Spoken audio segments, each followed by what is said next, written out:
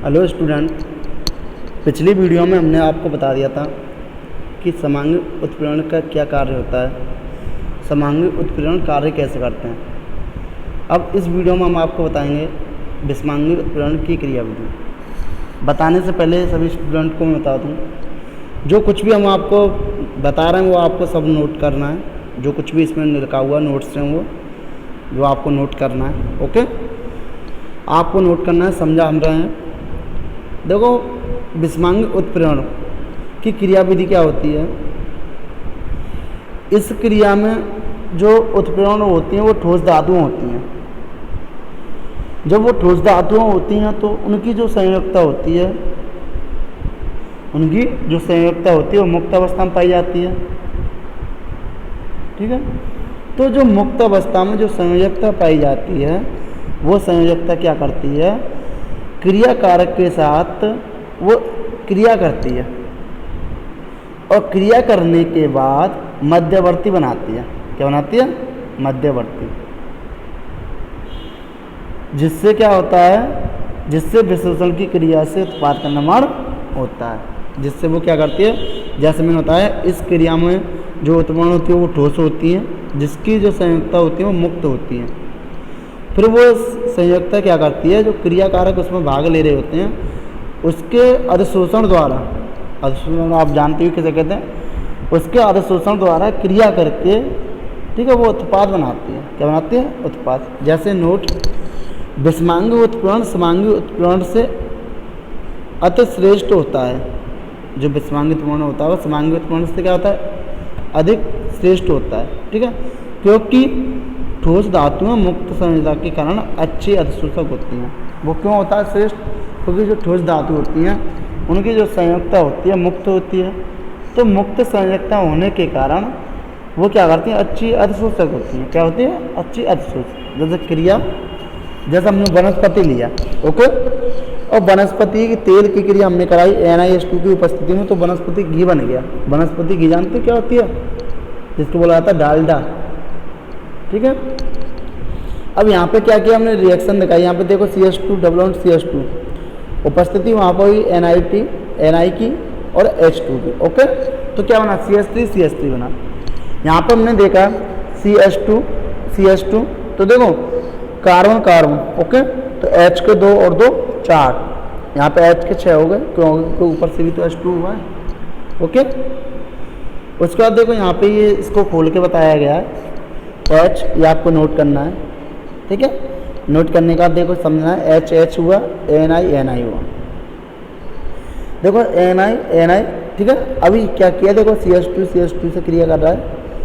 अब इसका जब अधिशोषण हो रहा है, देखो इसकी रिएक्शन नीचे है, तो क्या होगा, ये बनेगा नहीं। तो देखो लास्ट में जो बना है plus CH3 single bond CH3। Okay, समझ में आ गया। ये चलो ज़्यादा समझ में नहीं आ रहा है, तो आपको ये नोट करना है, समझना वही है। जो वनस्पति हो गया उसके NiH2 की उपस्थिति में क्रिया कराई तो वनस्पति घी बन गया। ठीक है, उसके बाद आता है जियोलाइट उत्प्रेरण। देखो ये बहुत ही इंपॉर्टेंट होता है। जियोलाइट उत्प्रेरण होता क्या है? ठीक है, तो जियोलाइट उत्प्रेरण वो होता है जो कोई भी रासायनिक अभिक्रिया जियोलाइट उत्प्रेरक की उपस्थिति में होती है। ठीक है, और जो जियोलाइट होता क्या है, जियोलाइट जो उत्प्रेरक होता है वो मधुमक्खी के छत्ते की तरह होता है। मधुमक्खी का छत्ता देखा है तुमने? देखो चित्र यहाँ पे दिखाया गया, मधुमक्खी का छत्ता होता है, जैसे बीच में खाली जगह से फिर वो करके ऐसे करके होता है। ठीक है, वो छत्ते में तुमने देखा होगा कोट हॉल कह सकते हैं, कमरा, एक हॉल होते हैं, बीच में खाली जगह होती है। तो उन हॉलों में क्या होता है, उन हॉलों में जो होता है वो जो हॉल बने होते हैं वो सोडियम एल्यूमिनियम सिलिकेट के बने होते हैं। हॉल किसके बने होते हैं? सोडियम एल्यूमिनियम सिलिकेट के बने होते हैं। जो इनका जो सामान्य सूत्र होता है वो क्या होता है, जो सोडियम एल्यूमिनियम सिलिकेट का जो सामान्य सूत्र होता है वो होता है Na2Al2SiO3। ठीक है, उसका जो हॉल बने होते हैं, हॉल के अंदर जो होता है पदार्थ वो कौन सा भरा होता है, वो जल भरा होता है। क्या भरा होता है? जल। ठीक है, तो समझ में आ गया जियोलाइट उत्प्रेरण क्या होता है, इसमें जल भरा होता है। जब ये जल भरा होता है तो ये क्रिया करती हैं, ठीक है, और वो क्रिया करके क्या मध्यवर्ती द्वारा उत्पाद का निर्माण करते हैं, ठीक है। यहाँ पे देखो चित्र दिया गया, तो देखो चित्र के द्वारा जो देखो ये क्या है, इसके कोटर है या हॉल है, ये किसके बने हुए हैं, सोडियम एल्यूमिनियम सिलिकेट, ठीक है। उसके बाद हॉल कोटर है, ठीक है। देखो जल भी तो जियोलाइट, इसमें जल भरे हुए हैं, H2O भरा हुआ है, ठीक है, ये समझ में आ गया, ओके। उसके बाद जियोलाइट के उपयोग होते हैं। जियोलाइट का उपयोग कहाँ कहाँ होता है, सबसे पहले इसका उपयोग जो होता है कठोर जल को मृदु जल में परिवर्तित करने में। जैसे कठोर जल होता है, कठोर जल कौन सा जल होता है, ऐसा जल जो साबुन के साथ झाग नहीं देते, मतलब बहुत कम झाग देते हैं। और मृदु जल वो होता है जो साबुन के साथ अपेक्षाकृत झाग देते हैं, अधिक झाग देते हैं, जैसे हमें चाहिए उससे भी अधिक देते हैं, ठीक है। तो जियोलाइट क्या करता है, जो कठोर जल होता है उसको मृदु जल में परिवर्तित करता है, ओके। उसके बाद एल्कोहल से गैसोलीन बनाने में, ठीक है, हाइड्रोकार्बन के समावीकरण में। और जो सबसे पहले जियोलाइट की खोज की गई थी, ठीक है, JSM-5 जियोलाइट की खोज की गई थी। जो सबसे पहले जियोलाइट का नाम आया था वो क्या आया था, JSM-5 जियोलाइट, ठीक है। उसके बाद देखो एंजाइम उत्प्रेरण। अब एंजाइम उत्प्रेरण होता क्या है, देखो जो सभी एंजाइम होते हैं वो प्रोटीन के बने होते हैं, ये तो आपको पता ही है। जब प्रोटीन के बने होते हैं तो ये नाइट्रोजन युक्त कार्बनिक होते हैं, कैसे होते हैं, नाइट्रोजन युक्त, मतलब नाइट्रोजन मिली हुई होती है इसमें, ठीक है। तो एंजाइम उत्प्रेरण जो होते हैं उनकी, जैसे सपोज करो हम खाना खाते हैं तो हमारे जो एंजाइम होगा, टॉयलिन एंजाइम होता है जो कि क्या करता है, खाने को अंदर तक पहुंचाता पचाता है, तो उत्प्रेरण का काम करता है, ठीक है। तो क्या होगा, एंजाइम उत्प्रेरण, ओके। अब जैसे आपने देखा C6, यहाँ पर कुछ रिएक्शन दे रखी हैं जिनमें से हम आपको 2 रिएक्शन समझाएंगे, ठीक है। जैसे देखो C6H12O6, तो C6H12O6 जाइमेज हो गया, ओके। इसकी अब क्रिया हुई तो देखो 2CO2 जाइमेज एंजाइम होगा, उसकी उपस्थिति में हमने क्या किया, ग्लूकोज लिया, इसकी अब क्रिया कराई तो देखो 2CO2 बना, कार्बन डाइऑक्साइड प्लस का C2H5OH बना, एथिल अल्कोहल, ओके। ऐसे देखो नीचे दूध से लैक्टोबैसिलस हमने इसमें मिलाया हो गया तो क्या बनेगा, दही बन गया। तो ये रिएक्शन आपको समझनी है, ठीक है, और नोट करनी है। उसके बाद इसकी विशेषताएं होती हैं। विशेषताएं क्या होती हैं, ये अति विशिष्ट होते हैं, ओके। इनकी क्रियाशीलता अधिक होती है, क्रियाशीलता जानते ही हो, क्रिया करने में अधिक होते हैं। अनुकूलतम ताप जानते हो 25 से 30 डिग्री C होता है, सारी चीज़ दे रखी हैं। और इनका जो pH वैल्यू होती है वो 5 से 7 होती है, कितनी होती है, 5 से 7, ठीक है, 5 से 7 होती है। और ये क्या करते हैं, बाह्य रसायनों से क्रियाशीलता को बढ़ा देते हैं, अतः इन्हें एंजाइम वर्धक कहते हैं। एंजाइम वर्धक क्या होते हैं, ये क्रियाशीलता को बढ़ा देते हैं। जैसे सपोज करो 2 लड़कों में लड़ाई हो रही हो तो तीसरा लड़का आके किसी एक की सपोर्ट में बोलने लग जाए तो इसके उसकी ताकत को बढ़ा दिया, नहीं बढ़ा दिया, तो ऐसे ही होता है, ओके। और ये उत्प्रेरक विष भी होते हैं। उत्प्रेरक विष जानते हो, जो कि कम करते हैं। जैसे वो तीसरा लड़का आया और जिसकी तरफ आया उसकी तो ताकत बढ़ गई, लेकिन जो दूसरा उसकी ताकत कम हो गई, तो वो उसके लिए क्या हो गया, उत्प्रेरक विष हो गया, ठीक है।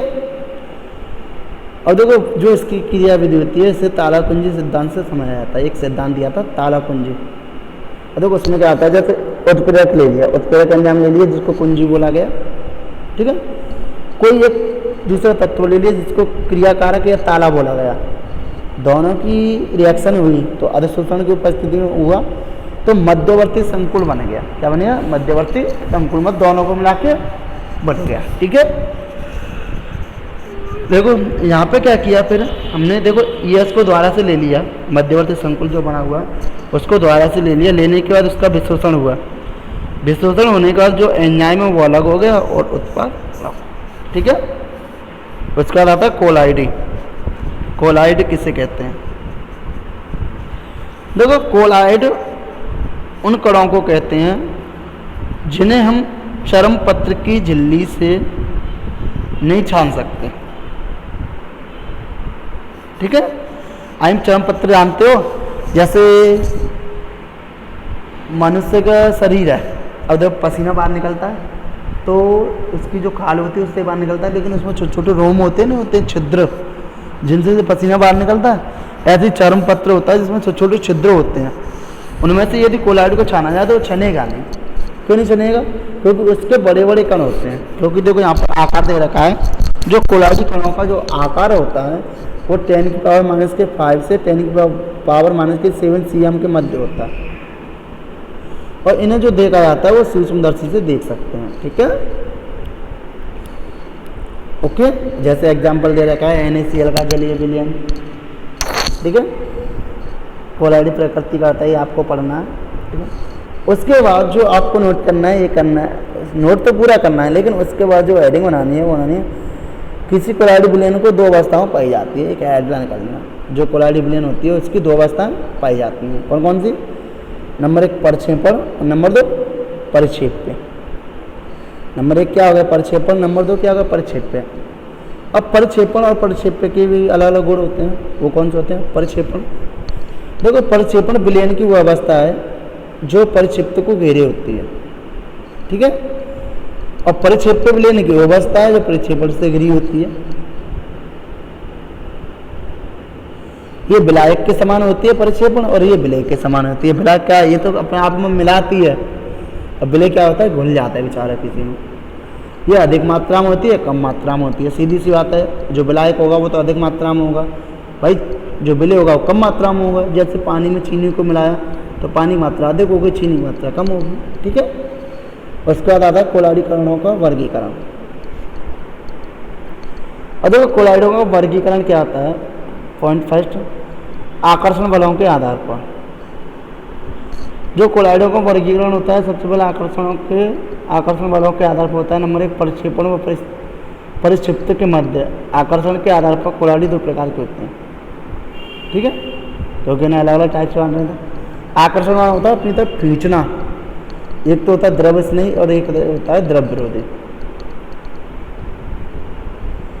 देखो द्रव स्नेही क्या होता है? द्रव माने प्यार करने वाला है, द्रव स्नेही माने द्रव से प्यार, या कह सकते हैं द्रव में मिलने वाला।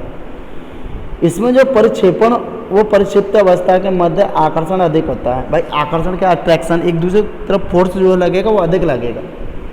ठीक है, और द्रव विरोधी में क्या होता है? द्रव विरोधी मतलब विरोध करने वाला। इसमें क्या होता है?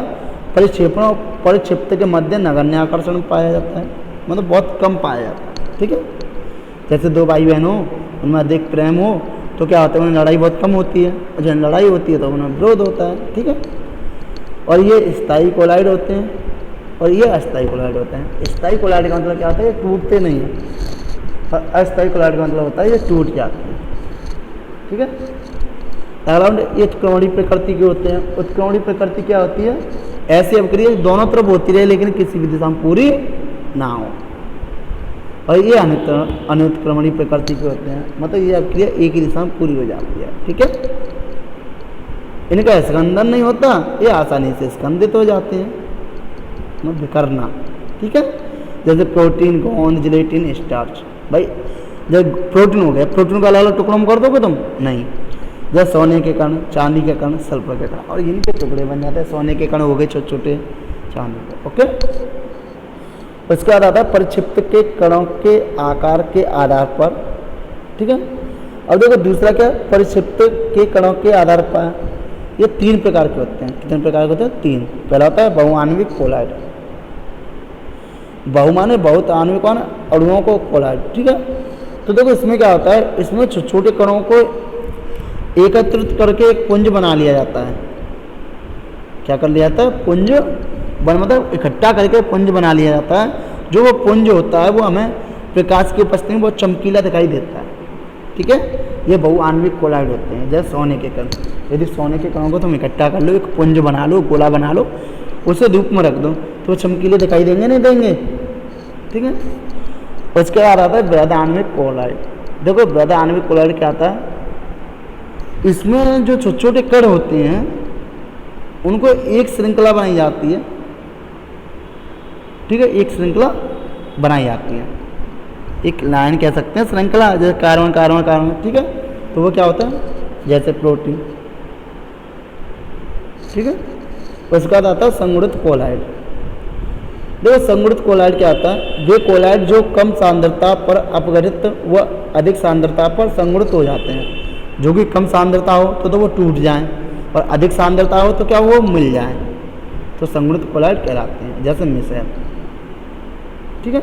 मिसेल होता क्या है, मिसेल साबुन या अपमार्जक होते हैं। मिसेल क्या होते हैं, साबुन या अपमार्जक होते हैं, ठीक है। ये आपको नोट करना है, पूरा लिखना है, ठीक है, ठीक है। जैसे यहाँ पर कुछ एग्जांपल, जैसे अभी सोने का पुंज बताया था हमने, कुछ बता दें, जैसे ये हो गया, हमने सोने का पुंज कर लिया तो ये धूप में चमकीला दिखाई देगा, नहीं देगा, ठीक है। और कण कैसे होते हैं, ऐसे कण, ओके। तो आपकी समझ में होगा। आज के लिए इतना ही।